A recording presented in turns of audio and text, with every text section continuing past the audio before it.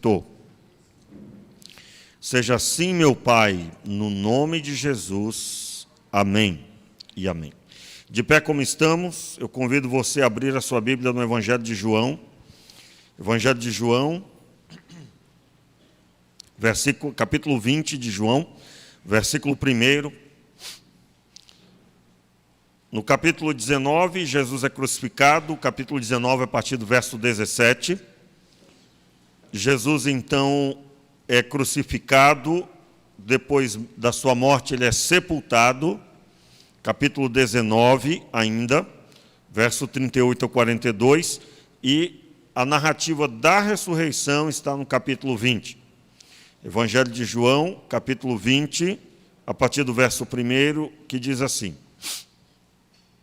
Na madrugada do primeiro dia da semana, sendo ainda escuro, Maria Madalena foi ao sepulcro e viu que a pedra fora removida da entrada.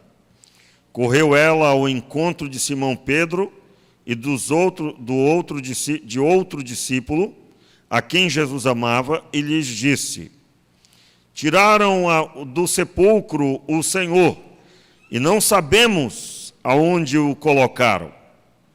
Então Pedro saiu com outros discípulos e foram ao sepulcro.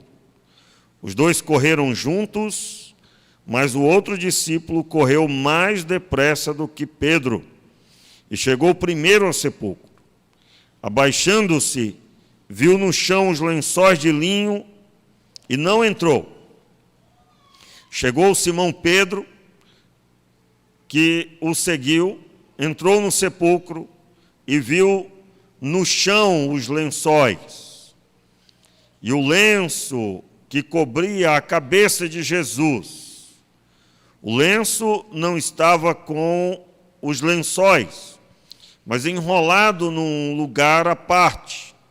Finalmente, entrou também o outro discípulo, que chegara primeiro ao sepulcro e viu e creu.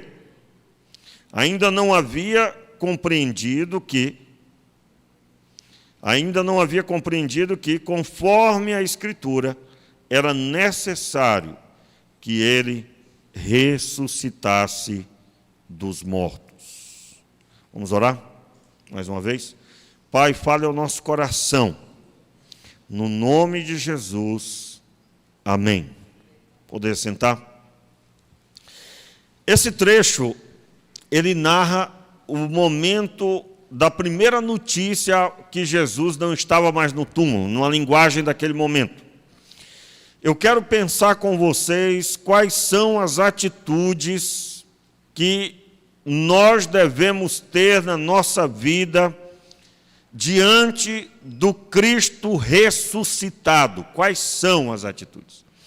E primeiro, aqui nessa leitura, eu vejo as atitudes que não devem existir. E é claro, elas só aconteceram porque não havia ainda conhecimento pelas mulheres de que o que tinha acontecido era a ressurreição, e o conhecimento da parte dos discípulos, aqui João e Pedro, não havia o conhecimento, a lembrança, a conexão no momento em que eles ouviram de Jesus que ele deveria ressuscitar.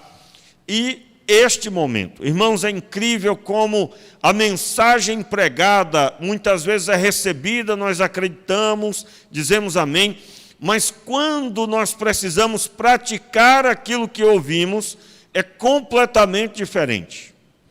Alguns só vão lembrar depois do ocorrido. Meu Deus, eu era para estar pronto, era para eu entender, só entendeu depois. Foi o que aconteceu aqui. Então, as atitudes que nós não podemos ter são exatamente no simbolismo do que nós vemos aqui na vida das mulheres que foram ver até o sepulcro para ali levar perfume e cuidar do corpo de Jesus. Ela viu o túmulo vazio e ela chega para os discípulos com uma notícia como que agora Jesus não está mais lá, talvez até mesmo fosse levado. Você vai encontrar em outro evangelho as mulheres que vão até o sepulcro, encontrando com Jesus, e acham que aquele homem era o jardineiro, e perguntam, olha, o senhor sabe de alguém que o levou e nós podemos ir até lá? Como se eles entendessem que alguém pudesse ter roubado o corpo de Jesus. Veja que elas continuavam com a devoção, o entendimento de que Jesus é precioso, mas não se atinham de que era o terceiro dia e que, na verdade, ele ressuscitou. Meus irmãos, é incrível como no nosso tempo nós temos atitudes semelhantes. Pessoas que deveriam ter o entendimento de que há um Cristo ressuscitado, portanto, a minha postura não é de apreensão, não é de desconhecimento, porque aquilo que nós não conhecemos ou não sabemos causa um certo receio, medo. Por exemplo, eu tenho plena convicção, irmãos, que eu serei bem-sucedido em todas as situações que eu passar. Recentemente, os irmãos viram, eu passei, porque eu sou filho, né, também, tenho um pai, a minha mãe já é falecida, meu pai tem uma companheira, não me criou, né, foi bem depois, minha mãe já morreu, já estava, quando minha mãe morreu eu tinha 14 anos, e a companheira do meu pai veio, claro, muito depois, mas eu quero aqui narrar para vocês, eu caminhei esse período agora que os dois tiveram a Covid, tiveram a doença. Meu pai tem 75 anos, irmãos. Ele fez aniversário, já estava com a doença, inclusive. E eu passei, né, esse período completamente tranquilo. Por quê? Porque eu creio em um Deus vivo. Agora, esse tranquilo que você está ouvindo é porque eu acreditava que Deus ia curar, que Deus ia abençoar, como foi, de fato aconteceu, né? Meu pai, irmãos, milagrosamente, eu creio que foi um milagre de Deus, ele não teve um sintoma da doença. Não teve um. Mas não teve nenhum mesmo. A única coisa comprovável que ele tinha eram os exames. Mas nenhum incômodo, não teve sequela. Por outro lado, sua companheira precisou, Dona Miriam, que serve a Deus, inclusive, precisou de... essa semana está terminando fisioterapia. Saiu do risco, mas tem que fazer fisioterapia do pulmão. Mas passou tranquilamente, comparado, é claro, com tantos outros irmãos que nós não temos a mesma situação para contar. Quantos pastores morreram? Quantos pastores, irmãos, homens de Deus, morreram? Não são poucos, só aqui no estado do Rio de Janeiro, para você ter uma ideia. E, como eu disse, eu poderia aqui estar contando que Deus levou, meu pai levou a Dona Miriam, levou outras pessoas da família. Quantas pessoas da minha família já teve, né? E qual seria a minha postura? Eu continuaria firme em Deus. Por quê? Porque a morte não pode me separar do amor de Deus. As catástrofes, as tragédias não podem me separar do amor de Deus. Os irmãos lembram das palavras de Paulo. Nem a morte, nem a vida, nem principado, nem o porvir, nenhuma outra criatura, estou resumindo aqui, o texto é longo, pode nos separar do amor de Deus que está em Cristo Jesus. Então, veja bem, por que é que nós temos crentes ainda, que mesmo com Jesus ressuscitado, eles conseguem ver o ambiente de apreensão em suas vidas, ao seu redor, insegurança, não conseguem perceber se vai dar certo. E eu quero deixar claro aqui, irmãos, não existe evangelho triunfalista, viu? Que é o que eu acabei de explicar. O que é o evangelho triunfalista? Nunca, em outras palavras, ninguém vai morrer na sua família nunca. Porque você orou. Irmãos, um dia as pessoas vão partir. Um dia. Mas a questão do triunfo é que, partindo ou não, eu fico firme. Sendo uma vitória, uma boa notícia, eu fico firme. E se a notícia for ruim, eu continuo firme. Por quê? Porque a maior notícia eu já recebi, que é Jesus Cristo, Ele ressuscitou. E Ele está vivo. E ninguém pode tirar isso de mim. Ninguém. E aí o texto segue, acompanhem por gentileza. O texto segue no capítulo 20. Você encontra aí que Jesus começa a aparecer agora para Maria Madalena. E aí qual é a primeira palavra que Jesus diz para Maria Madalena, irmãos? O texto no verso 14 diz assim: tendo dito isto, voltou-se e viu Jesus ali em pé, mas não percebeu que era Jesus. Irmãos, eu não queria ler tantos textos, mas é impossível, eu tenho que ler pelo menos alguns versículos anteriores. O versículo 10 diz assim em diante: então os discípulos voltaram para casa, Maria, porém, ficou chorando junto à entrada do sepulcro. Enquanto chorava, baixou-se para olhar para dentro do sepulcro e viu 2 anjos vestidos de branco, assentados onde estivera o corpo de Jesus, um à cabeceira e outro aos pés. Os anjos lhe perguntaram: mulher, por que choras? Ela respondeu: levaram meu Senhor e não sei aonde o puseram. Olha aí, irmãos. Não é? Levaram meu Senhor e não sei ainda onde o puseram. Tendo dito isso, voltou-se e viu Jesus ali em pé, mas não percebeu que era Jesus. Perceberam aí, irmãos? Não percebeu que era Jesus. Por que não percebeu que era Jesus, irmãos? Como que vai perceber Jesus vivo se na cabeça dela Jesus estava morto? Na mente dela, levaram o meu Senhor, eu só não sei aonde o puseram. Aí de repente ela olha para alguém esperando que fosse Jesus. Não, irmãos. Não.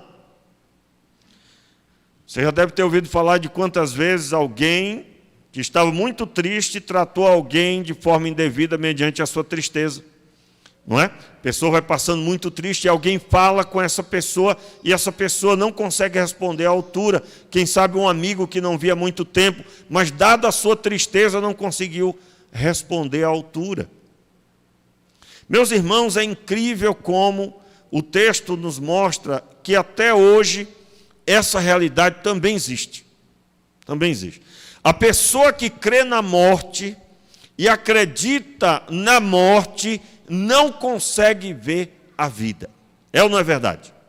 A pessoa que crê na morte, ela, ou na destruição, quando a bênção vem, ela até se admira. Não é? Até se admira. Então o texto mostra que, em outras palavras, há uma atitude que devemos conduzir na nossa vida agora, mediante o Cristo ressuscitado. Versículo 15 do capítulo 20, diz assim: perguntou-lhe Jesus, o Jesus que ela não reconheceu, é Jesus ali diante dela. Perguntou-lhe Jesus: mulher, por que choras? E a quem procuras? Então veja, ó, quando Jesus aparece, a primeira palavra que ele profere é: por que choras? Qual o motivo do seu choro? Como que dizendo, não tem motivo para chorar, não estou entendendo, como assim? Irmãos, a mensagem para aqueles que estão celebrando o Cristo ressuscitado é que nós não temos motivo para chorar. Diga amém, eu recebo. Nós não temos motivo para chorar, porque Jesus Cristo venceu a maior batalha. O restante é nada, meu irmão. É brincadeira de criança. Você está sofrendo, meu irmão, o sofrimento maior ele passou e venceu. E venceu para te dar essa vitória. Ele dá a vitória a todo aquele que crê. Qual é a nossa vitória, irmãos? A nossa vitória é que nós temos comunhão com Deus. não é o bolso com dinheiro, não é o bolso sem dinheiro, não é ou para mais ou para menos, não é uma família abençoada em todos os níveis, não, não. A maior vitória é a comunhão com o Pai. Essa comunhão é a maior vitória. O restante é fruto dessa comunhão. Então, a primeira palavra que Jesus profere sobre alguém que o segue é: não chores. A quem você procura? Como que dizendo, você está procurando morto? Você está procurando quem morreu? E aonde o puseram? Você está querendo saber aonde o puseram? Irmãos, Jesus estava diante dela. E eu quero dizer para você, sua conduta diante do Cristo ressuscitado, qual é?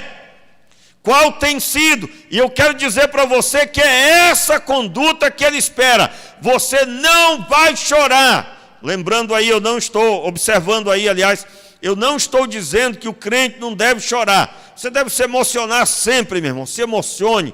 Isso é bênção de Deus. Você se emocionar, você chorar, você sentir uma alegria. E também na tristeza chorar também. É bom também, porque alivia o coração. Mas o que Jesus aqui está coibindo é o choro de uma fé que não poderia mais existir. Que era o choro de uma mulher que foi roubada, levaram o corpo do meu Senhor. O meu Senhor continua morto. Isso não era para estar no coração mais dela. Não tenha essa atitude, Maria. Irmãos, nós precisamos crescer na fé e parar de chorar com aquilo que não devemos mais estar chorando. Você é para ter uma atitude abençoadora, uma atitude diante do Deus vivo e verdadeiro. Então, a palavra que nós que cremos que Jesus ressuscitou, devemos ter na nossa vida, é nunca jamais chorar como se estivéssemos desamparados, sem esperança. Você vai se emocionar? Sim, porque passando luta nós sofremos, é verdade, mas a nossa fé deve estar firme, que em breve terei do Senhor o consolo do meu coração. Diga amém, meu irmão. Depois, o texto declara, logo mais à frente, capítulo 20 ainda, a partir do verso 19, chegada a tarde daquele dia, o primeiro da semana, estando fechadas as portas do lugar onde estavam os discípulos, com medo dos judeus, chegou-se, pôs-se no meio deles e lhes disse: o que foi que Jesus disse? Paz seja convosco. E eles estavam precisando dessa paz mesmo. Por quê? Porque eles estavam com as portas fechadas, porque eles estavam com medo dos judeus. Olha só, estavam com medinho dos judeus. Olha só, irmãos, como que vai estar com medo dos judeus se Jesus ressuscitou? O Jesus que veio para morrer está vivo. Irmãos, para pensar aqui.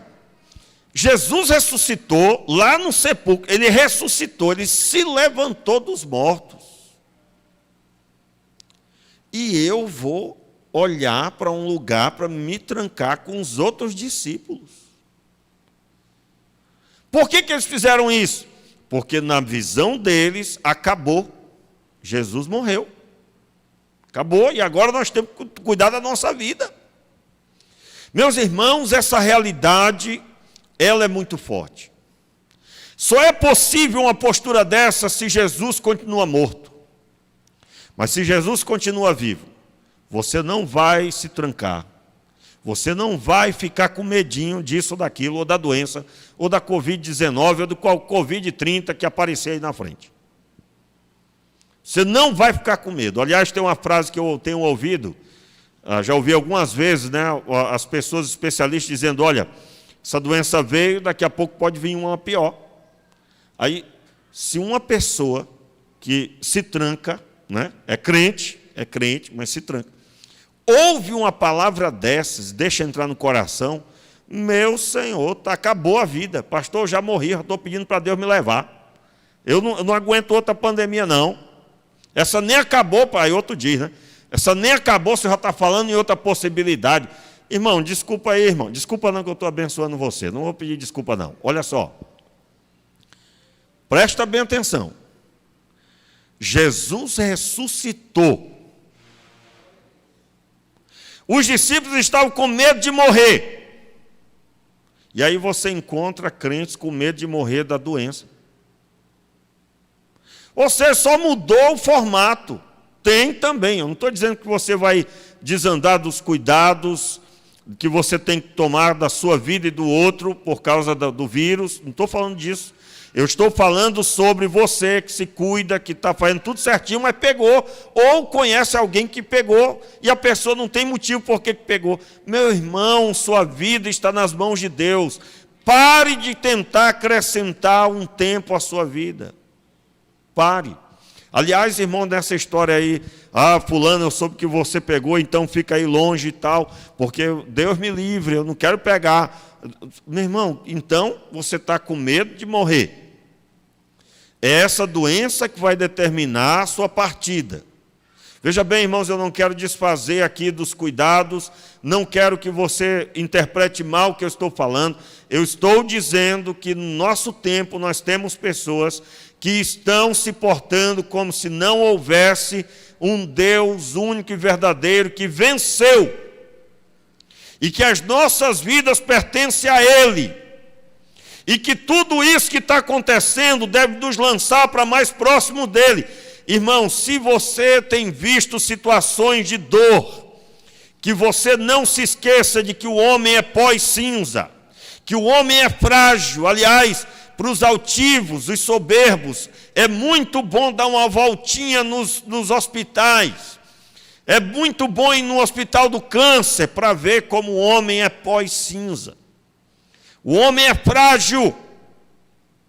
E isso nós não podemos esquecer. Você que tem contemplado a dor de pessoas que têm perdido seus familiares e amigos.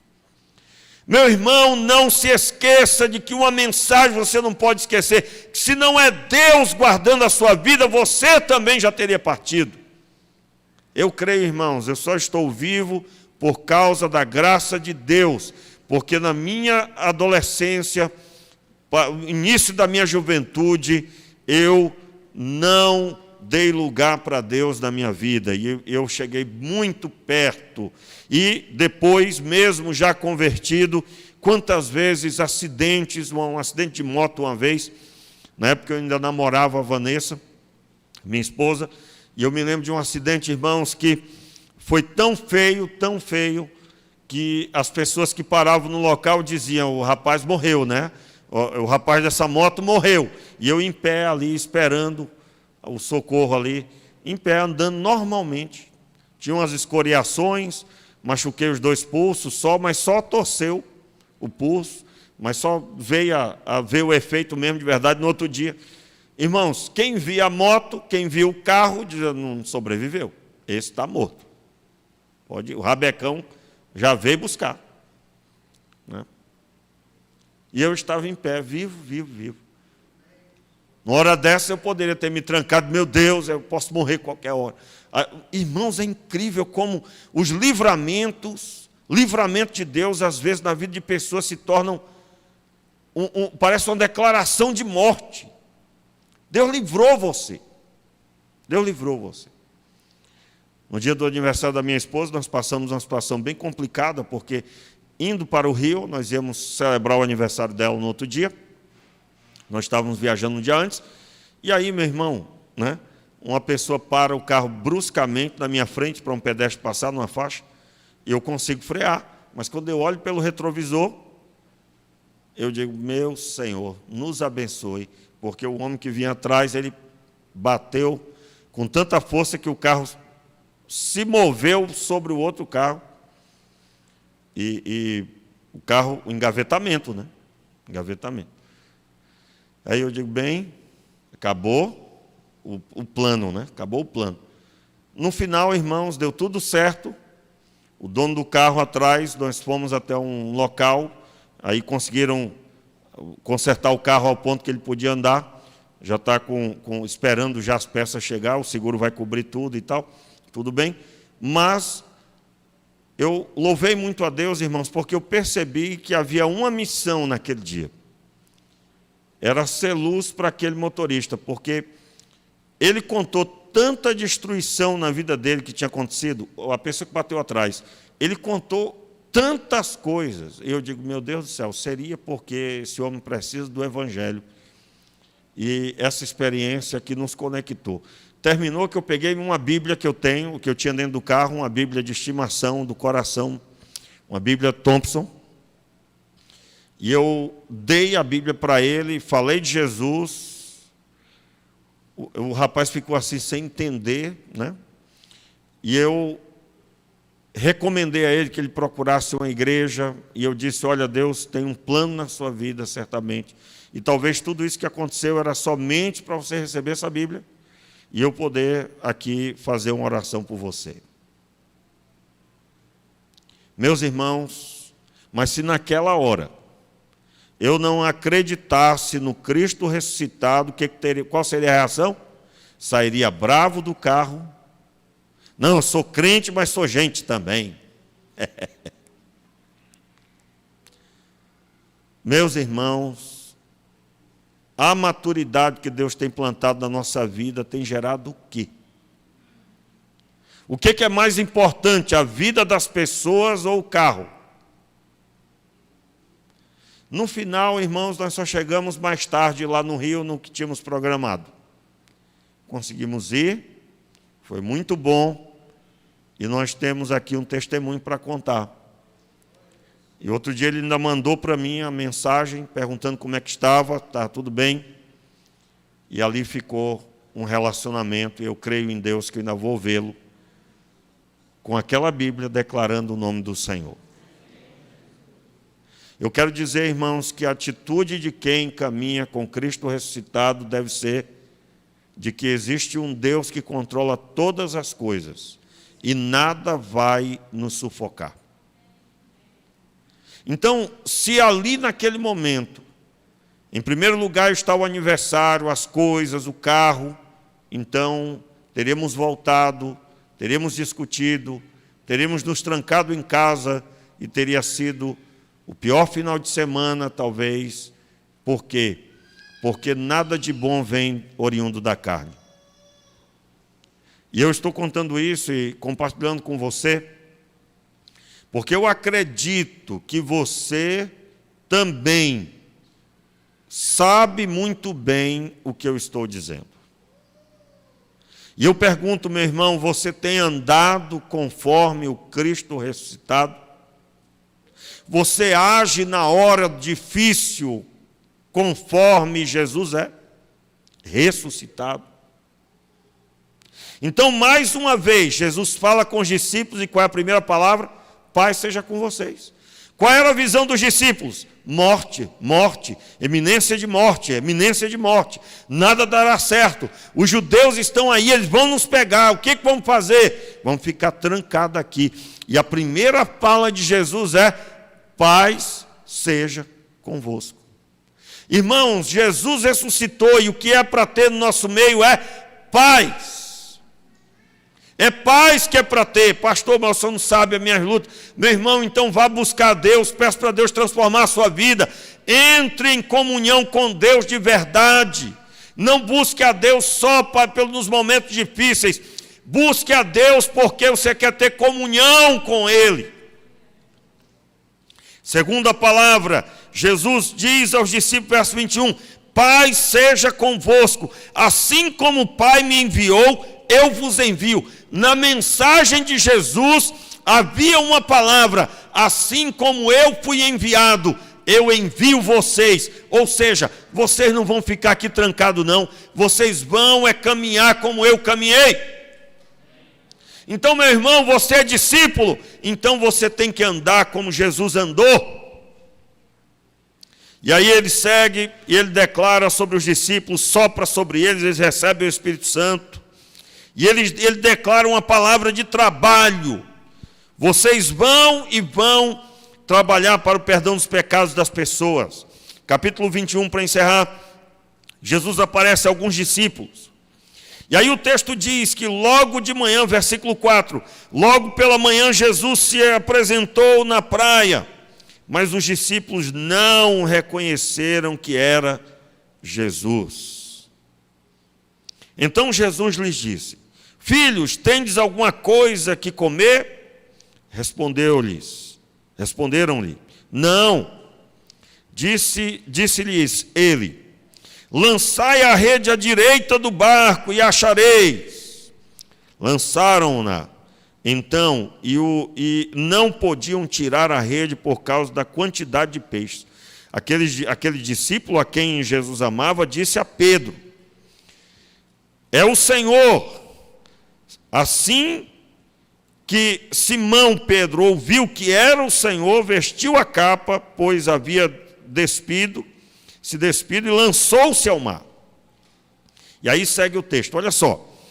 Os discípulos tinham tido a experiência com Jesus, passou os dias, eles esqueceram.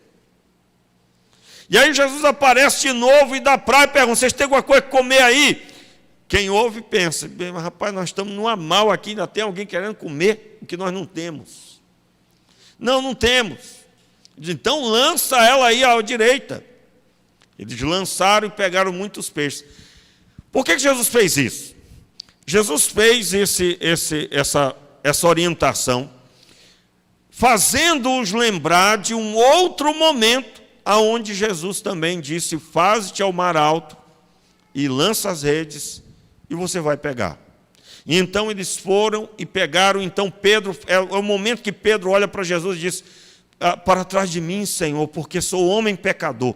Havia uma crença de que as pessoas pecadoras, elas não poderiam estar junto de pessoas santas, porque os pecadores não podiam estar ali conectados. E as pessoas de santidade não poderiam estar junto com quem é pecador. E Jesus estava no barco com Pedro e os demais. Pedro tinha trabalhado a noite toda e não tinha pegado. Irmãos, todos nós lembramos desse episódio, pois é, mas os discípulos já tinham esquecido. Eu quero dizer para você que é de experiência em experiência que a maturidade é gerada. Portanto, você que está aqui, que tem experiência com Deus e talvez está nesse momento vivendo um momento de fraqueza, você precisa de uma nova experiência com Deus, até o ponto de que você não precisará mais de experiências, porque você já anda na fé e nada pode abalar você. Meus irmãos, existe uma maturidade onde ninguém precisa mais de um milagre essa semana, porque você já vive firme com milagre ou sem milagre. Você já é animado com milagre e sem milagre. Tem uma frase que eu digo sempre, principalmente de manhã cedo. Quando eu encontro as pessoas, eu digo: e aí, meu irmão, animado? Hein? E muitas vezes, irmãos, eu estou muito cansado, ou então com muito sono, e eu pergunto: e aí, está animado? Por que eu pergunto isso? Por que eu pergunto para as pessoas? Porque a minha animação não está no corpo, não está nas coisas que eu vou fazer. A minha animação está em viver com Deus, em comunhão com Deus. Então, trabalhando muito, cansado, mas animado, porque a minha animação, a minha alegria vem do fato de que Deus é o vencedor, em Cristo Jesus ele venceu. Então, se você não consegue ter essa maturidade, é porque você precisa renovar. Você precisa de novas experiências, até o ponto que Deus vai trazer uma maturidade, e você não precisa mais desse formato. Eu não estou diminuindo aqui ninguém, eu não quero dizer que você não é maduro, mas eu estou dizendo que se você precisa toda semana de um milagre novo para você ficar animado, meu irmão, você ainda não tem fé genuína. A nossa fé não está no que temos ou naquilo que vamos ter. A nossa fé está em termos comunhão com Deus, e isso para nós é suficiente. Então, se você não consegue ainda, você acaba voltando a ter experiências desanimadoras, eu quero dizer para você que quem está diante do Cristo ressuscitado, ele tem uma palavra de orientação que vai render muito fruto. E eles então, diante dessa orientação que eles receberam, eles reconhecem que é o Senhor, e então eles são fortalecidos. O versículo 10 em diante diz assim: disse-lhe Jesus: trazei alguns peixes que apanhastes. Simão Pedro entrou no barco, puxou a rede para a terra, cheia de 153 grandes peixes, e mesmo sendo tantos, a rede não se rompeu. Disse-lhe Jesus: vinde e comei. Nenhum dos discípulos ousava perguntar-lhe: quem és tu? Sabiam que era o Senhor. Veio Jesus, tomou o pão e deu semelhantemente o peixe. Veio Jesus, tomou o pão e lhes deu, e semelhantemente o peixe. Preste bem atenção, porque na fala de Jesus está: vinde e comei. Para nós isso não significa nada. Para o judeu, sentar-se à mesa para comer significa: tenho aliança com você, ando junto com você e quero muito bem a sua vida. Por isso que Jesus, quando se sentava com os pecadores, as pessoas diziam: esse homem não é mestre, não é o que diz ser, porque ele saberia quem é que está à mesa com ele. Você lembra dos episódios que isso aconteceu?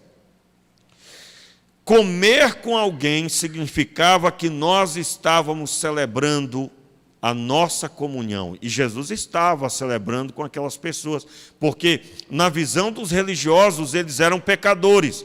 Na visão de quem olha para a vida dos outros, você sempre será uma pessoa errada. Aliás, irmãos, há uma prática que nós devemos ter na nossa vida.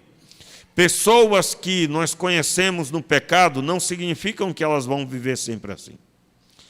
Aliás, há uma frase que eu costumo dizer quando eu relembro algum episódio de alguém, eu digo: quero crer que essa pessoa mudou e que hoje ela não é mais daquela forma. Por quê? Porque Deus ama e Deus tem propósito, e assim como Ele tem nos abençoado, eu creio que Ele também há de abençoar as outras pessoas. É muito importante isso. Então, o texto diz que Jesus chama a mesa. Irmãos, a última aparição aqui nesse formato foi este. E Jesus faz relembrar a ceia do Senhor. Então, qual é a grande evidência, a grande mensagem para quem está diante do Cristo ressuscitado? Você está em aliança com Ele. Meu irmão, você que está diante dEle, você é convidado à mesa. Domingo que vem nós teremos ceia. Nós decidimos não fazer hoje, porque nós achávamos que não íamos ter condições e haveria pouca gente aqui hoje. Graças a Deus nós temos um grande número aqui hoje de pessoas para a glória do Senhor. Porém, nós vamos fazer domingo que vem, nós vamos celebrar a ceia do Senhor no próximo domingo. Mas o que significa a ceia? A ceia é celebrar a aliança que eu tenho com Deus. A ceia é a comunhão com o Pai. E eu encerro hoje dizendo que a maior bênção que você tem é você sentar à mesa com o Senhor. É você ter aliança com Ele. Quem tem aliança com Deus não precisa de mais nada. Então, qual é a sua conduta no dia a dia? Você reclama das coisas, você vive com insatisfação, você ainda não tem a maturidade de um discípulo abençoado com a maturidade que todas essas informações devem gerar. Mas se acalme, só comece uma nova caminhada. Como assim? Uma nova conduta, dizendo que você quer conhecer a Deus, que você deseja ter intimidade com Deus, uma nova conduta de fé, onde você agora vai valorizar a comunhão com Deus, não pelo que Ele vai fazer a você, não pelo que Ele pode te dar, não, isso não está em primeiro lugar, meu irmão, mas a comunhão pessoal, você ouvir a voz de Deus, você sentir a presença de Deus, isso é o maior ganho de um discípulo. Então fique de pé no seu lugar agora, feche os seus olhos e decida hoje que você vai celebrar a sua comunhão com o Pai. Fique de pé, põe a mão no seu coração e agora faça uma oração declarando tudo isso, em nome de Jesus. Faça uma oração, Senhor, em nome de Jesus, eu quero te pedir a tua presença. Eu quero pedir o teu poder agora, Senhor, sobre cada um aqui. Eu quero pedir a tua mão viva e poderosa sobre a igreja, sobre os teus filhos que estão acompanhando. Seja agora, Pai, a tua presença, o teu poder estabelecido, a tua mão viva, Senhor, trazendo um novo tempo, um tempo de comunhão, um tempo onde cada um vai celebrar a comunhão contigo e andará inabalável, porque a nossa fé foi firmada na vitória da cruz, na bênção conquistada da ressurreição. Meu Pai, fortalece esse coração enfraquecido. Restaura, Senhor, aquele que já caminhou em triunfo, já andou em santidade e agora não está mais. Restabelece, Senhor, o propósito naqueles que foram chamados. Pessoas foram chamadas para a obra especificamente. E estão aqui, Pai, eu te peço, restaura esse propósito, restabelece essa conduta, e assim, Pai, para a glória do teu nome, seja o teu poder estabelecido agora, sobre essa pessoa, para a glória do teu nome, em nome de Jesus, amém e amém. Dê um aplauso ao Senhor bem forte, aleluia, aleluia. E agora que o amor de Deus, que a graça do nosso Senhor e Salvador Jesus Cristo, que as consolações do Espírito Santo estejam sobre a tua vida, sobre a tua casa, sobre o teu trabalho. Eu declaro assim seja a melhor semana da sua vida por causa da comunhão com o Pai em Cristo Jesus. Em nome de Jesus. Amém.